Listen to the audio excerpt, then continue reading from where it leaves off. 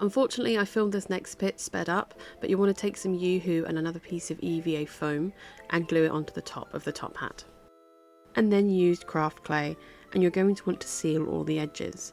Now, this is basically a much more moldable version of Warbler or craft EVA foam, and it takes 24 hours to dry if it's used in a really thin layer, or 48 hours if you're making something like a bead or a pendant.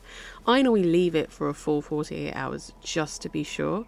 Once you've got it on there, use a very, very thin layer and use your fingers to smooth it out. And don't worry about any bumps or lumps, because once it's fully dry, you can always sandpaper it down, which I did later. Here's a finished look. I left it for about 2 full days to cure, and then you can sandpaper it down and paint it straight away. I didn't film sandpapering it down, but you can imagine. I used a ventilated spray booth and some matte black spray paint.